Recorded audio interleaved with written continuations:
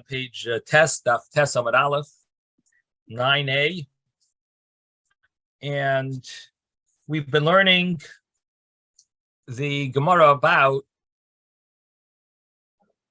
a person who is supposed to bring a Chagiga, but was exempt on the first day.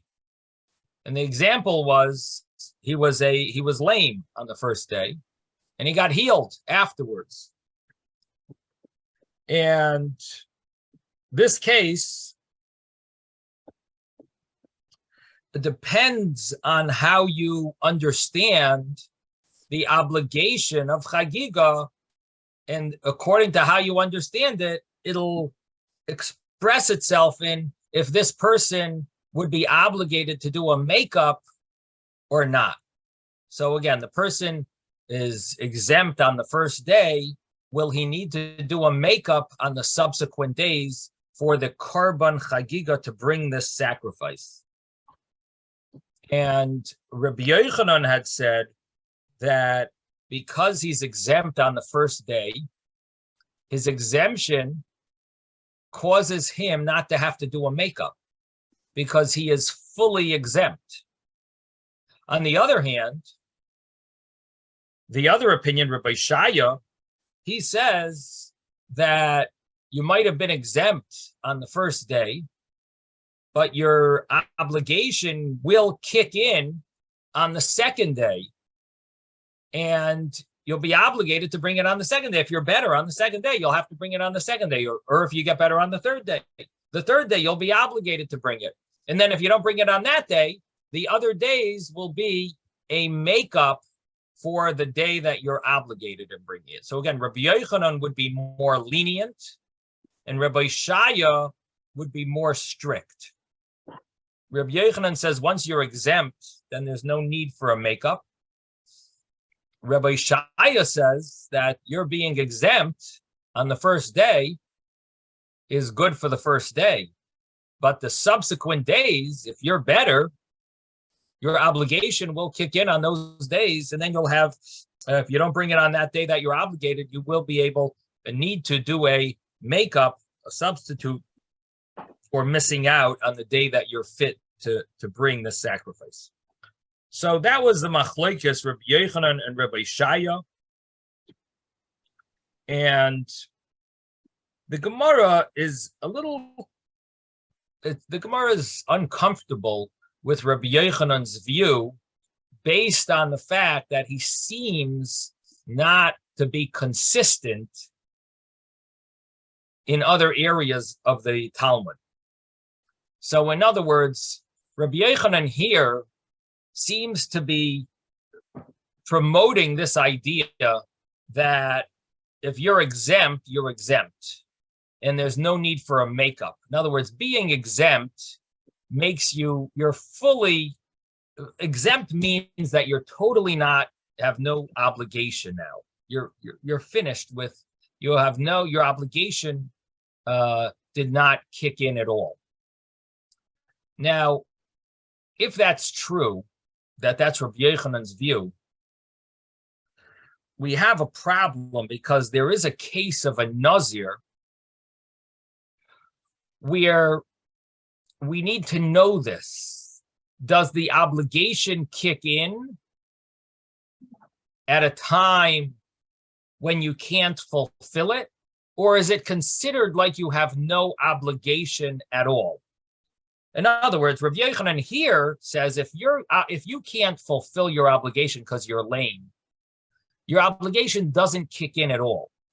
We're going to now translate, we're going to develop that thought and adapt it to the laws of, apply that idea to the laws of Nazir.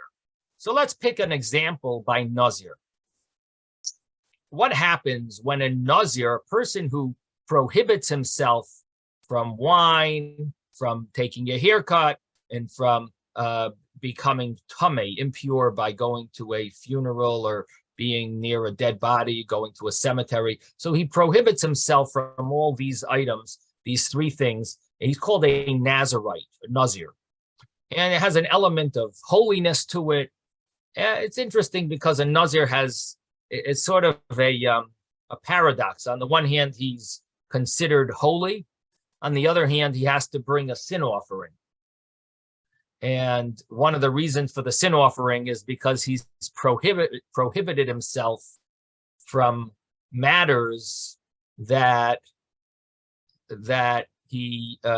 are permissible, meaning that God sort of wants you to connect with things that are permissible. So a Nazir is an interesting situation, which really is a topic of its own. In fact, it's a whole tractate in the Talmud.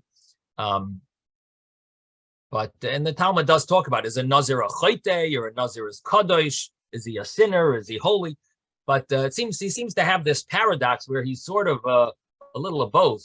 But in any event, going to our scenario, our case that the Gemara brings, the Nazir is supposed to follow a 30-day period of his extra holiness.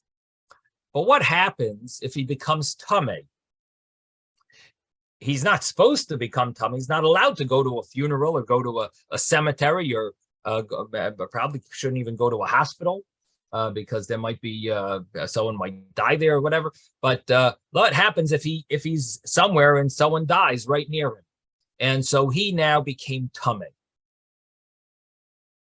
He's either touching, or he's in the same tent as a dead body, or so he became tamei, and he wasn't supposed to. So he's gonna have to count his entire 30 days again. He's gonna have to do a recount of 30 days. But before he starts his recount, he actually has to do some sacrifices to purify himself and atone for him becoming impure.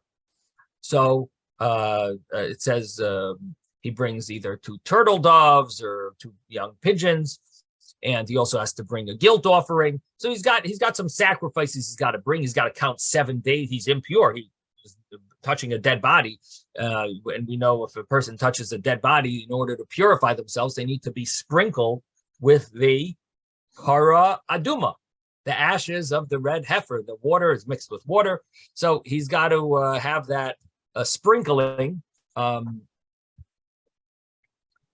he's got to have that sprinkling done on the 3rd day, and on the 7th day he's got to count these 7 days. And then he goes to the mikvah. He takes a haircut.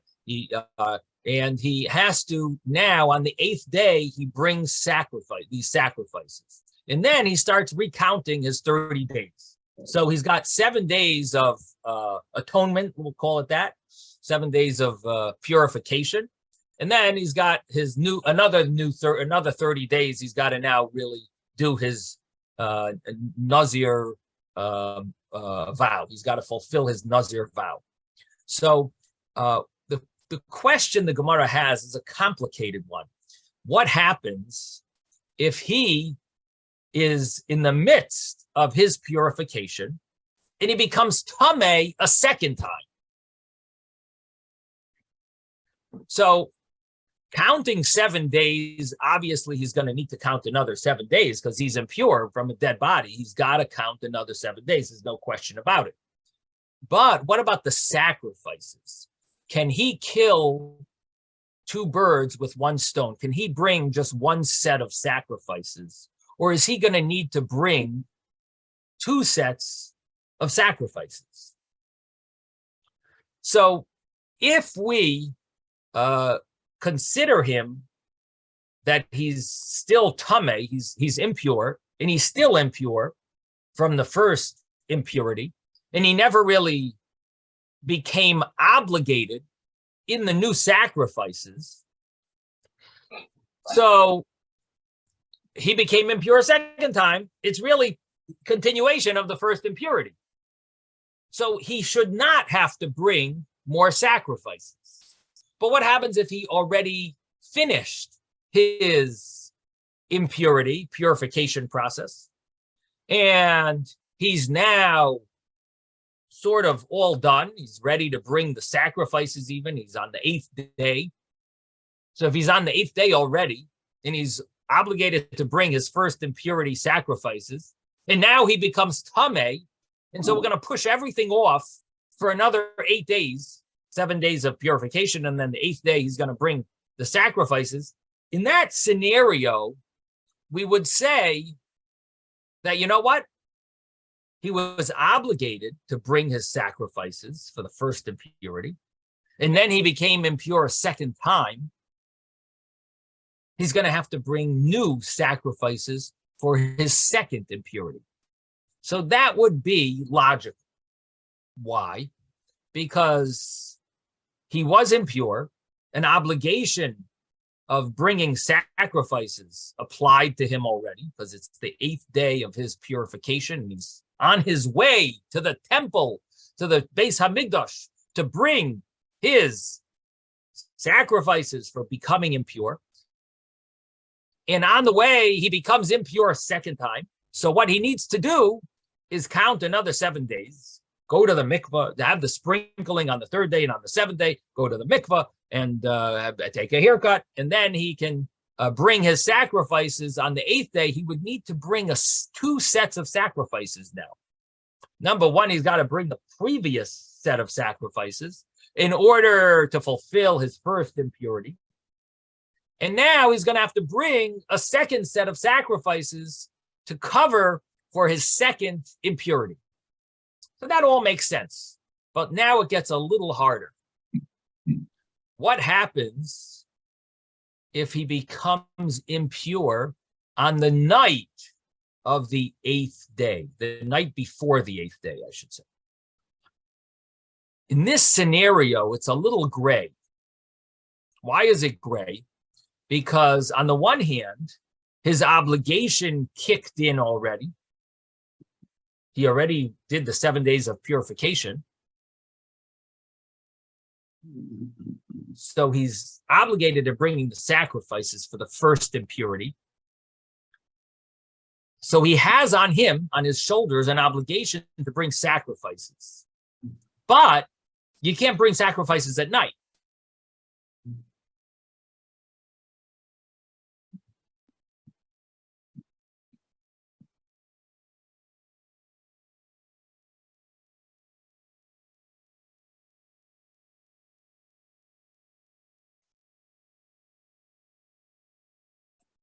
Rabbi, you froze. Rabbi Smith, you froze.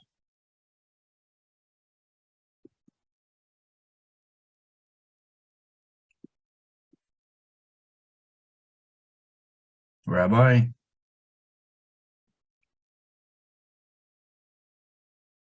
I guess we lost him. Yep.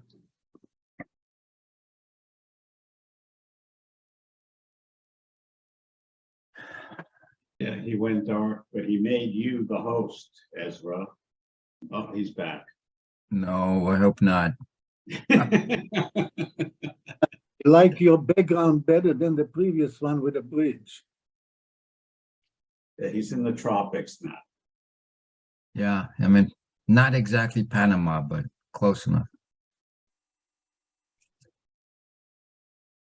You say he made me the host? Yeah, but then he went back to himself. He's here now. So this is the story. Zoom makes someone else the host if my computer dies or if my internet dies out. So we were in the middle of explaining this complicated case where a person is tameh not once but twice. He's a nazir. He's not supposed to become tameh, but he became tameh twice. In the second tumah, the second time he became impure from a dead body was on the night before he's supposed to bring his sacrifices for becoming impure the first time. And the man, of course, wants to know, does he have to bring 2 sets of sacrifices or 1 set of sacrifices? Because he never brought his sacrifices for the first time, and he's to a certain extent not yet obligated in bringing sacrifices because the morning of the 8th day has not yet arrived. And that's when the time to bring the sacrifices is. So on the one hand, he's not yet obligated in bringing those sacrifices. He's sort of, you may say he's exempt at this point. He's not yet obligated. Or you might say, you might look at it differently and maybe say this like a more Talmudic way of understanding it is that he's really obligated already. It's just there's something limiting him from bringing the sacrifices, but the obligation has sort of like fell on his shoulders already. So this is what the Gemara is sort of dealing with. And we're trying to compare this case with our case. So our case was a person is exempt on the first night, or the first day, I should say, of the holiday, Sukkot or Pesach, or Shavuot. He's exempt because he's lame. And we're going to tell him, according to Rabbi Yochanan, we're going to say, you know what? You're exempt on the first day. You don't have to do a makeup. You're totally exempt. Now let's compare that to the laws of Nazir. The guy got impure once. He did his 7 days of purification. It's the night of the 8th, before the 8th. It's the night before the 8th day. He's about to bring his sacrifices, but at that night, someone dies, right? And he's touching the dead body, or he's right near the dead body, or he's under the same roof of the dead body. So he becomes tamei a second time on the night before the 8th day.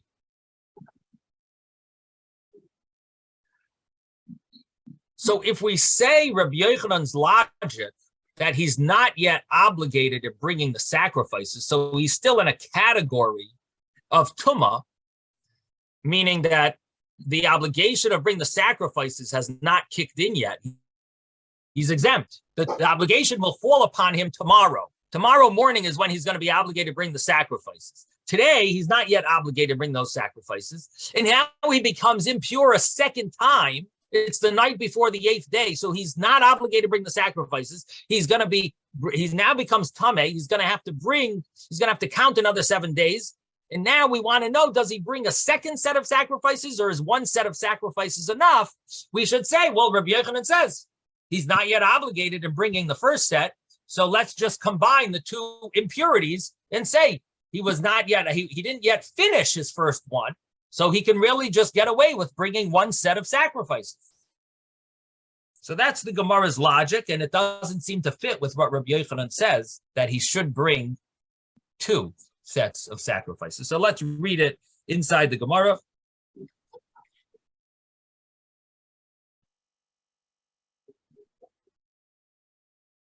We're on page 9a.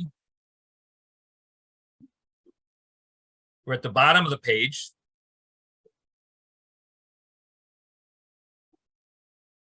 About 5 lines up from the bottom. Umi Amar Rabbi Yochanan Hachi. Does Rabbi Yochanan really say this? That you don't do a makeup for a sacrifice if you were exempt in the first place. Does Rabbi Yochanan really say such a thing? And now the Gemara brings an argument between Chizkiah and Rabbi Yochanan, and it doesn't seem to fit with Rabbi Yochanan's opinion.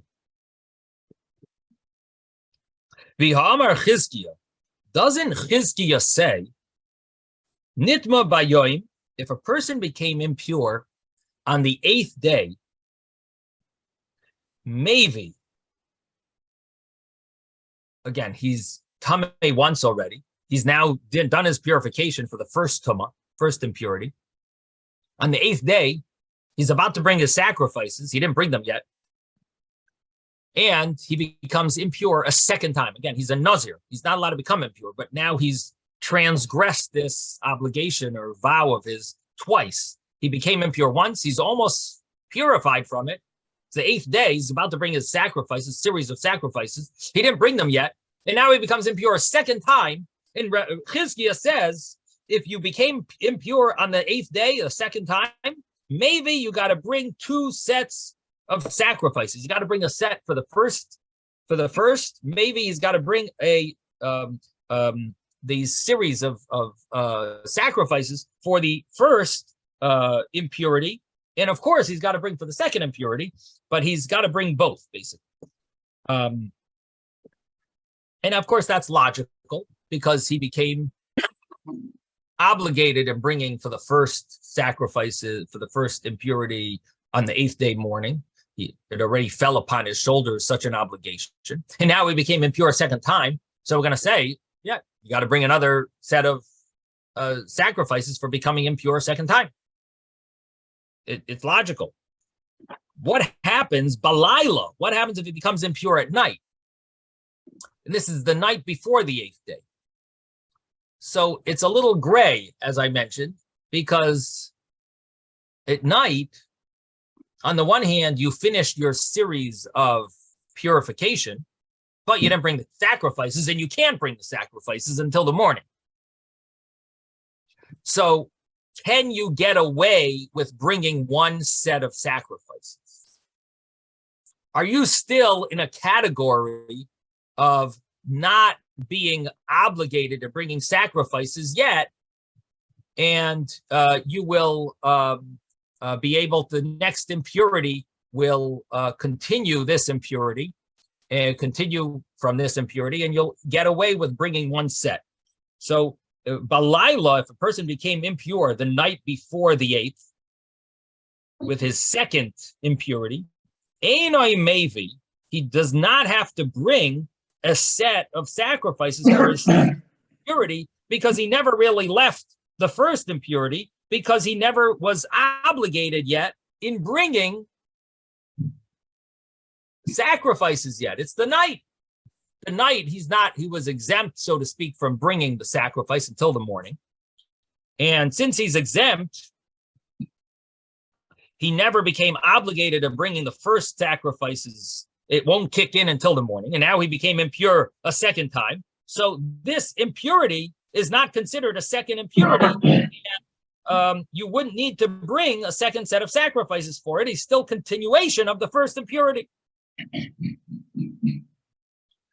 And that is Chizkiya's way of looking at it. Rabbi Yochanan Amar. Now Rabbi Yochanan says, Af balayla nami mevi. Even if he becomes impure a second time at night, the night before the 8th day, he also has to bring an additional set of sacrifices because he purified himself already once to some extent. He went to mikvah, had his hair cut, did the sprinkling on the 3rd day and on the 7th day. And he's just about ready to bring his sacrifices. So Chizkiya says that he's going to need to bring a set of sacrifices later as a makeup for this day. In other words, he should have been bringing sacrifices today on the 8th day. When the morning hits, he should bring sacrifices. But he can't bring it because he's impure. He got impure at night, the night before the 8th. So we're going to say, do a makeup for the first sacrifices, for the first impurity, excuse me. And then you'll do a set of sacrifices for the second impurity. So Rabbi Yochanan seems to hold that there is a makeup that's obligated in being done for this first impurity, even though he's not obligated yet. Now let's adapt that idea to, or apply that idea to the laws of Chagiga. What would happen is we would say, oh, you're not obligated on the first day of the holiday because you're lame, but you got to do a substitute. You got to make it up, right? What are we saying about a Nazir? He's got to make it up.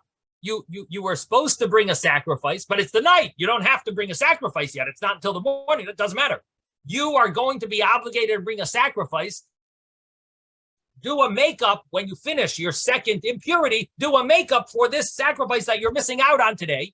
we're considering it like you're obligated, even though you're not obligated yet. We're looking at it as if your obligation has already fallen upon you, even though you're not obligated yet. And we're going to tell you, bring a sacrifice for this as a makeup. Why don't we say the same thing when a person is lame? Bring a sacrifice afterwards. You were exempt on the day that you were lame, but still got to do a makeup, because the fact is there is an obligation. You were exempt, but you still got to do a makeup for being exempt. Yes, Ezra. I don't understand why you're saying he's not obligated. He doesn't complete the entire process of becoming tahor until he brings the sacrifices. So it's the same situation as with the Kohen who has to go through the 7-day ritual, and he comes to before he can eat truma, he comes to the point where he has to wait until the sun goes down, and then something else happens. To me, those two things are equivalent. So therefore, he needs to complete the process in order to become tahor. And so he still has this thing hanging over him. It is true that he became impure again.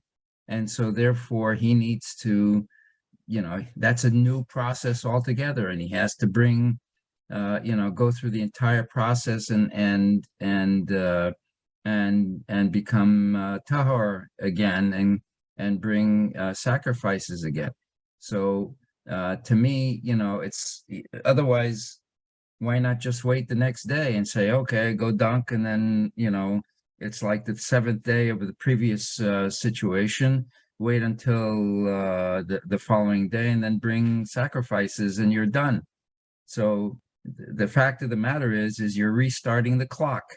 And so therefore everything that's involved in restarting the clock requires to have it done as well, which means you have to bring 2 sets, for the first set because you haven't completed it, and have to bring the second set because now, hopefully you don't become tameh again.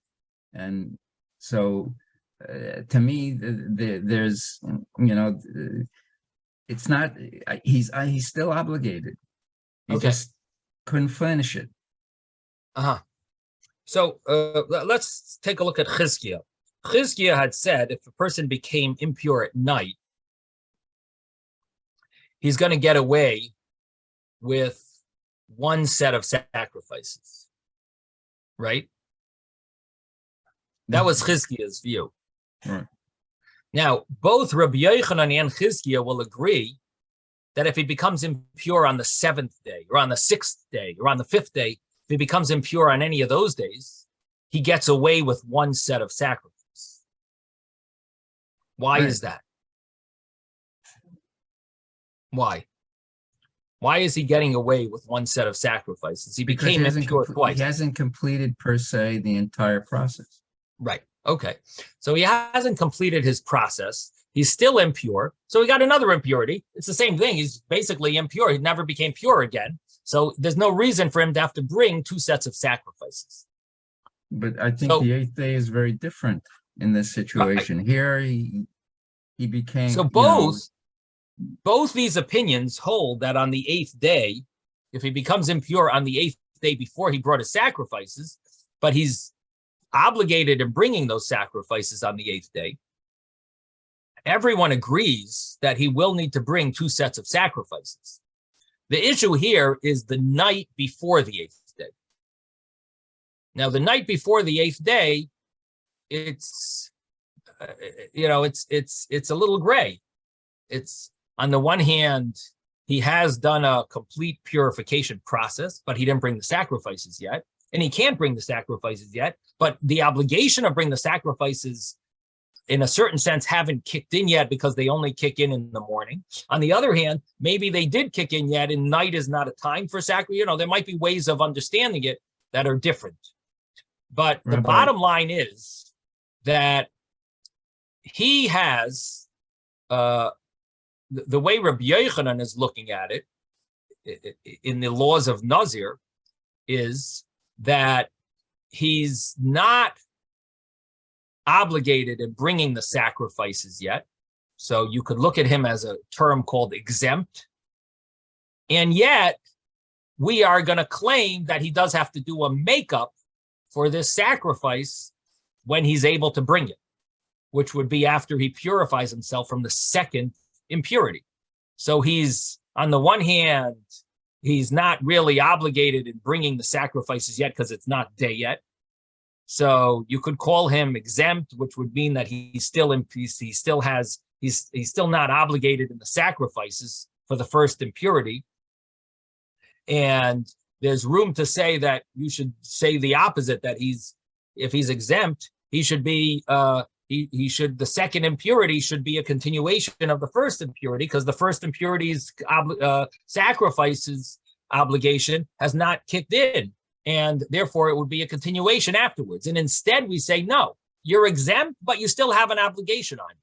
That's what it seems like in Rabbi Yochanan in the laws of Nazir, that on the one hand, you're exempt, it's still the night, it's not yet the 8th day. So on the one hand, you are exempt. On the other hand, you're going to be obligated in doing a makeup. We're looking at it as if you still have an obligation on you. You're just exempt at this point, but you will be obligated in doing a makeup, and we're going to make you bring a second set of sacrifices for your second impurity afterwards. So you'll bring 2 sets right after you finish all your impurities.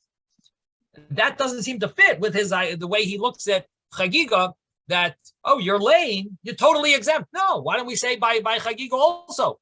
You're exempt, but when you're able to, you got to bring it afterward. Bring the sacrifice when you're obligated. When you right, we should see it a little differently by Chagiga as well. If this is the way he sees it in Nazir. In other words, if we want to keep the idea of Chagiga and apply it to Nazir, Rabbi Yochanan should agree with Chizkiah and say that you are not yet obligated in bringing this set of sacrifices. You're exempt at this point, means you're still in the category of your impurity, and your obligation of sacrifices hasn't kicked in yet. And therefore, if you get impure again, you can still, get away with 1 set of sacrifices, because you never really became obligated in your sacrifices until the morning. And when the morning came, you're already impure. So you should get away with 1 set of sacrifices. That's what the Gemara understands should be the continuation of Chizkiah's logic from Chagiga to the laws of Nazir. So let me ask you this. All right. He makes it to the night. He's already at night. Right. All right. So he's completed everything except for the sacrifices. Right. So you're saying to me that only when the sun rises is he then become obligated to bring the sacrifices.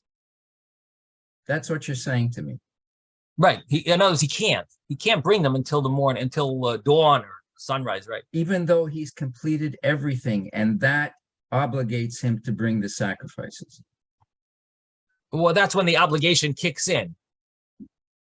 In other words, he's not allowed to bring this. The night is not a time of sacrifices. You don't bring sacrifices until you first bring the morning. Once the evening sacrifice happens, you don't bring sacrifices afterwards at night. You can't bring a sacrifice before the morning sacrifice. The morning starts all the sacrifices. The morning starts at dawn. That's when they start dealing with the morning sacrifice, and therefore you wouldn't bring a sacrifice before that, and these sacrifices are not going to be able to be brought until afterwards. So the night is not a proper time. This is what's sort of confusing me. You've completed everything, and the fact that you've reached the night, you've gone into the night. Yeah, it's true. You then become Tameh again.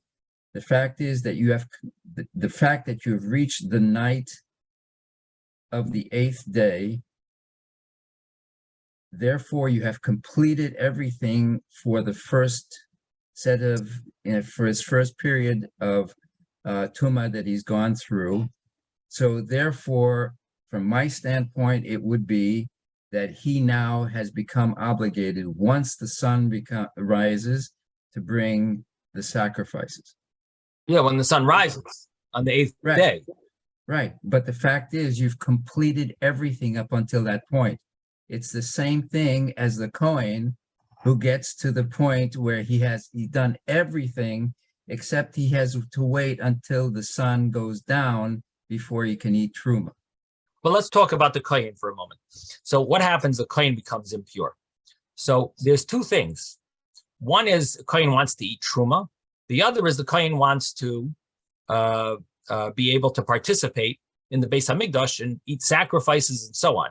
The Kohen has the same laws. He has to wait for Tseis HaKoichavim in order to eat truma. And then the next day he brings his sacrifices. Then he's able to eat kodshim. He's able to eat holies.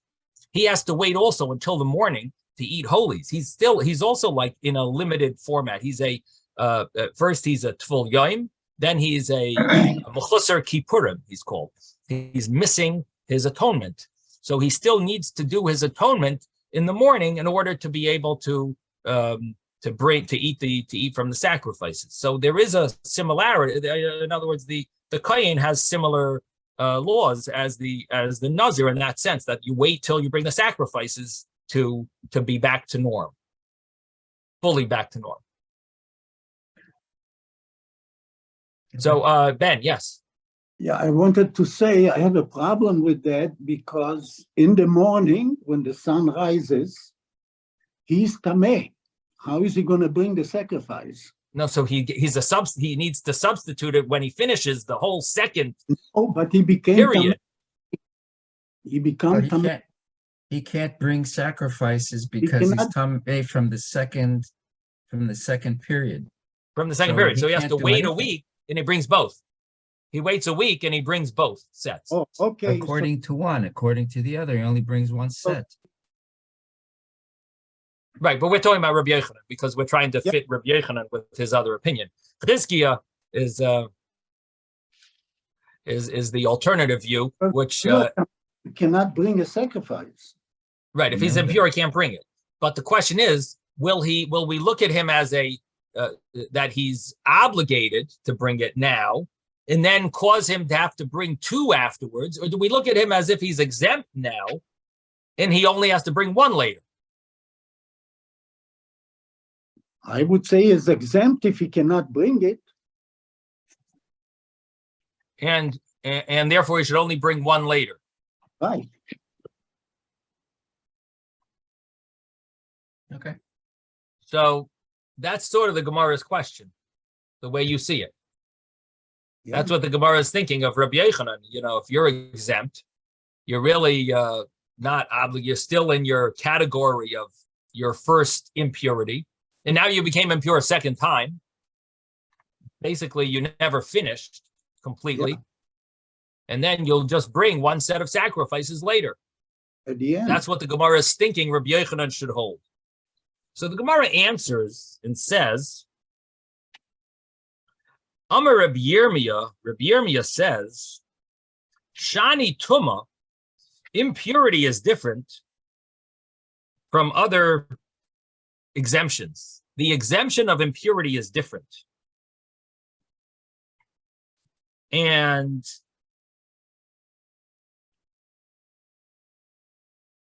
other exemptions, if you're exempt, you don't do a makeup. But impurity is different, and the reason for that is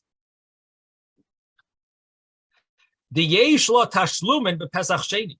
We find that when a person is not able to bring a sacrifice because of impurity, like Korban Pesach, we will give him an opportunity to bring a Pesach Sheni, a second Paschal offering, the second holiday of Pesach, which is the 14th day of Iyar, month later. And so the concept of impurity, even if a person is exempt, does seem to kick in because when it comes to a case of impurity. So being lame is a reason to be totally exempt, and you won't have to do a makeup. But being impure is almost like you're sort of limited, but you're not fully exempt. and we do expect a makeup for when you're impure. That's sort of how the Gemara seems. That's what the Gemara seems to be implying. That when it comes to impurity, there's more of a obligation there, and you're not able to bring it, but you're still sort of obligated. You still have an element of connection to it, and you will have to do a makeup. So here, to apply that to our case, the person is impure because he's not fully back to norm. He didn't bring his sacrifices on the 8th day. He's not able to. It's the night of the 8th day. And we're going to tell him that you can't bring your sacrifice at this point. It's the night. And you have to wait for the morning. And the reason why you weren't the reason for this whole situation is because of your impurity. And now you became impure a second time. Let me say that again. You became impure. You did all your 7 days. You now need to bring your sacrifice.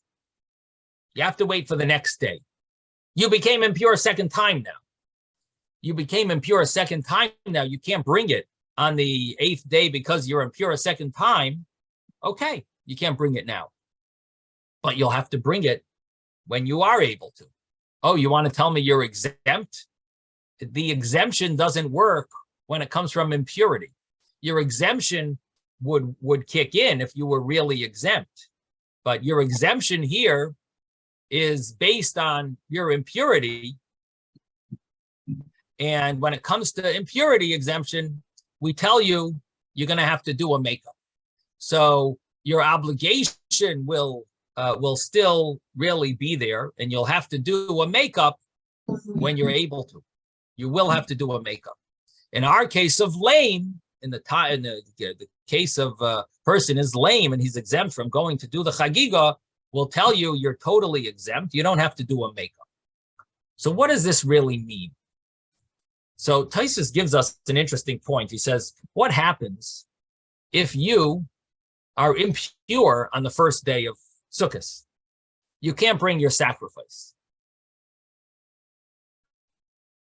Will you be obligated, according to Rabbi Yochanan, to bring your sacrifice on the subsequent days of Sukkot? If you're lame on the first day, the Gemara says, yeah, then you're exempt. You don't have to bring it, according to Rabbi Yochanan. But if you're impure, impurity is almost like your hands are tied, but you're not. It's not that you're not obligated. That's what impurity is. So your hands are tied. We're going to say that when it comes to impurity, you're obligated. Your hands are tied. So your obligation kicked in. You were supposed to bring it on the first day.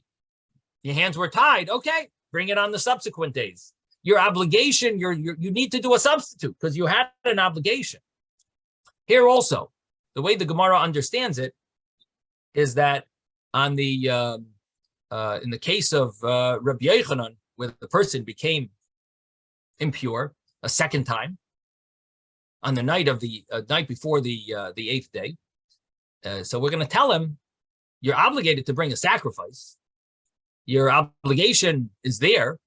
Okay, you became impure afterwards, and now you can't bring it. But your obligation is there, and after you finish all your series of 7 days of purification, you'll have to bring a substitute for this initial impurity, and then you'll bring a sacrifice for and you'll also bring a sacrifice for your second impurity. So that's the way the Gemara initially wants to understand this. That this is the difference. It has to do with impurity. Because of impurity, we don't look at it the same as a regular exemption. Rabbi? Yes. So basically they say if you are impure, it's your fault. You did not lose the obligation. But if for other reasons you cannot, then you lose the obligation. So is that true that it's your fault that you became tameh? I don't know if you're sort of like thinking that if you have to do something, it's because it's your fault. Not everything that you have to do is because it's your fault. But they are saying only in this case, you don't lose your obligation. I would say it's more that impurity is not a full-fledged exemption. I would say it that way.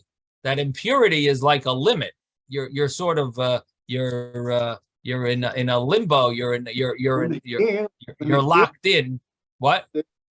When a ger is not taking the dit,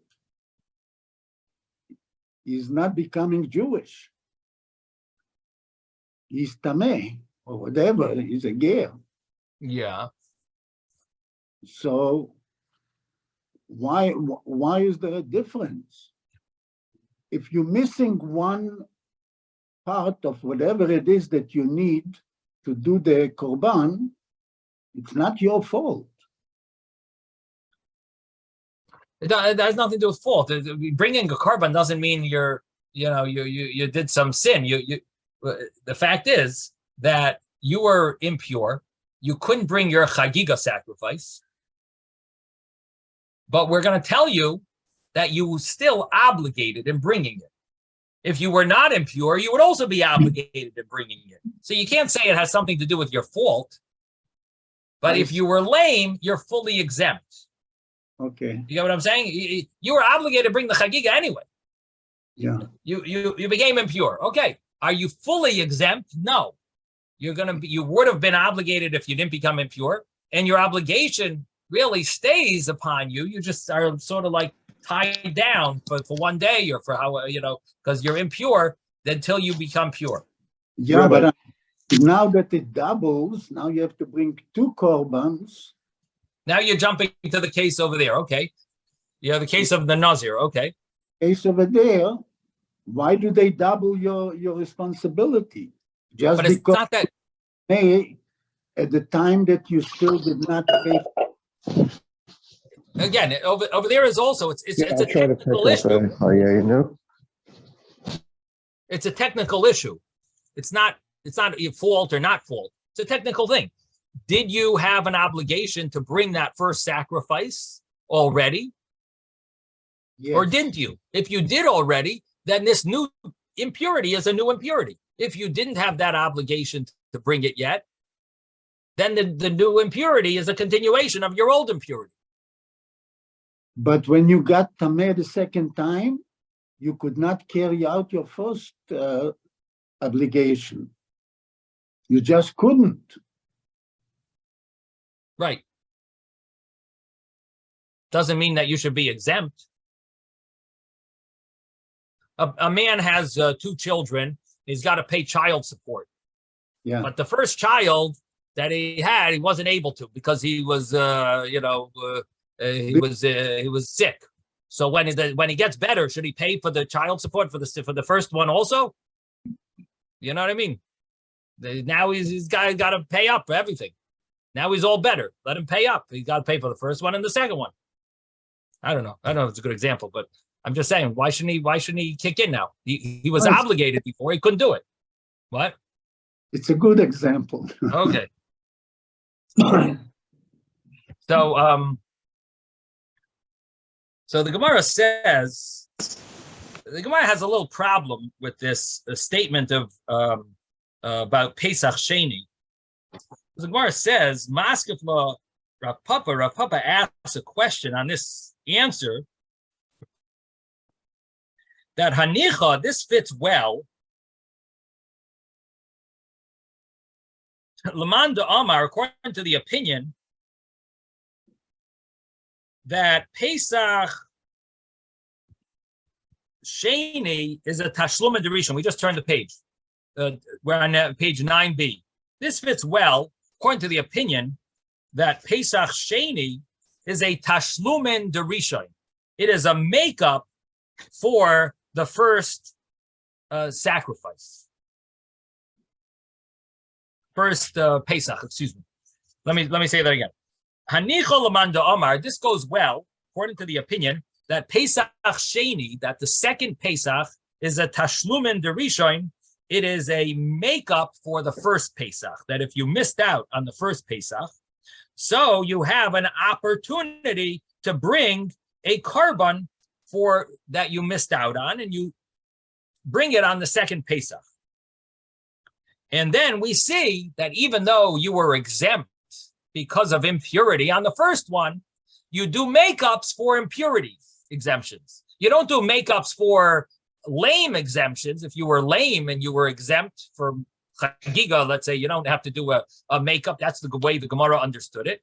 But you would be doing a makeup for a impurity exemption. So if you were impure on the first Pesach, so one of the opinions actually learns this way, that the Pesach Sheni is a makeup for the first Pesach. The first Pesach, a person was impure, so he would be able to do a makeup on the second Pesach, even though you were exempt on the first one because of impurity. The second one is a makeup for the first. So that would fit very well. Ela Lamanda Omar, but according to the opinion that Sheni is a regel bifnei atzmai, that the second Pesach is a holiday of its own, and it's not a makeup for the first one. According to that opinion, that it's really a holiday of its own. Of course, if you brought the sacrifice on the first one, you don't have to bring it on the second one. But the second one has an element of obligation in it, in its own right, so to speak. It's not just a makeup. So it's a regel b'fnei atzmai. So if you look at it that way, so then you don't see this concept that impurity is always, you always have a makeup for impurity. That impurity makeup is different. And if you were obligated, but you were impure, you do have to do a makeup. But other exemptions, you don't have to do makeup for. You don't have a source for such an idea if you learn that Pesach Sheni is a holiday in its own right. In other words, we tried to bring a source to this idea, or Rabbi Yirmiyah tried to bring a source to this idea that the exemption of impurity, we do makeups for. Other exemptions, you don't do makeups for. And the Gemara says, doesn't fit according to all opinions. There is an opinion that says Pesach Sheni is a holiday in its own right. According to that opinion, you don't see this idea that impurity exemptions you have to do a makeup for. We don't find that. There's no difference between an impurity exemption and other exemptions. Now, what does this mean? Pesach Sheni is a holiday in its own right. So the simple example would be, what happens if a person is studying to become Jewish and they finish studying, they do their final conversion after the first Pesach, before the second Pesach, before Pesach Sheni. So Pesach, the first Pesach finished, they did their conversion, they went to mikvah, they had their bris milah, they accepted the mitzvahs, and they were finally 100% a convert before Pesach Sheni happened. So it's before the 14th day of Iyar. They're Jewish. Do they need to bring the Pesach Sheni? Now, the first Paschal offering, they were not obligated to bring because they weren't Jewish. But the second Pesach offering, if you look at it as a substitute for the first Pesach, it's a makeup. But I became Jewish now. I don't need to do a makeup. I just became Jewish.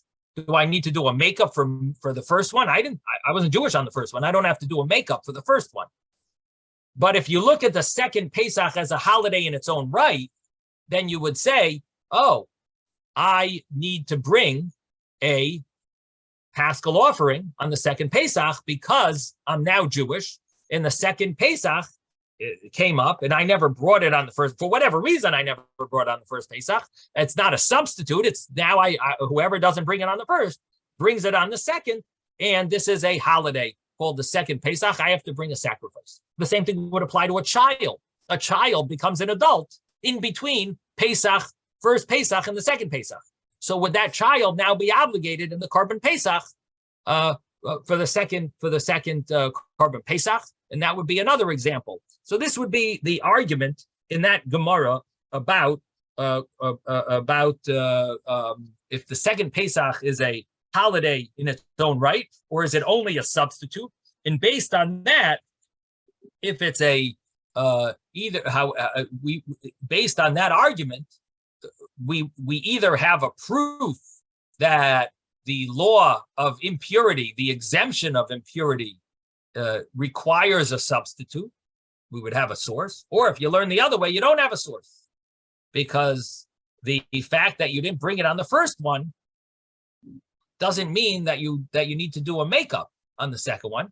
The second one is a holiday in its own right. So it's not because of impurity that I have to do a makeup. It's because I have a holiday of Pesach Sheni that if you don't bring it on the first, you bring it on the second. So it's not a makeup. So we don't have any source that a makeup of impurity, that an exemption of impurity requires a makeup. So the Gemara now concludes that it must be a different reason. Ella Amar Rav Papa says, no, there's a difference. And this might touch upon maybe what Ezra was getting at before. And this is that Rav Papa says that there's a reason why a Nazir that becomes impure a second time on the night of before the 8th day, and he has obligated, according to Rabbi Yochanan, to bring 2 sets of sacrifices after he finishes his second impurity purification. Why did he have to bring 2? He was exempt from bring it from the sacrifices initially, and which should mean that he should only have to bring 1 set later. So the Gemara answers, Rav Papa says, no, it's not because of what we said earlier about impurity, different type of Kasava Rabbi Yochanan. Rabbi Yochanan has an interesting opinion that he holds that when you have to bring a sacrifice, you're not called premature at night. Rather, you are fit. You're fit to bring it. You're obligated to bring it. You just can't. But your obligation really kicks in. When the night comes of before the 8th day for the Nazir, he has an obligation to bring those sacrifices. Okay. And he has an obligation to bring those sacrifices. He's fit to bring the sacrifices, but he just has to wait till the morning because night is not a time. But the obligation sort of kicks in already. And therefore, since the obligation kicked in, he does need to do a substitute after he finishes his second impurity. He'll have to do a makeup for those. He'll have to do a makeup for those for the first sacrifice, for the first impurity sacrifices that he never brought. So that's basically the conclusion of this Gemara, at least this first point that the Gemara makes about understanding Rabbi Yochanan and how it's not a contradiction from the laws of Nazir to the laws of Chagiga. Okay, well that's the Gemara. My time is up. Sei gesund. Have a wonderful day. Thank you, Rabbi. Thank you, Rabbi.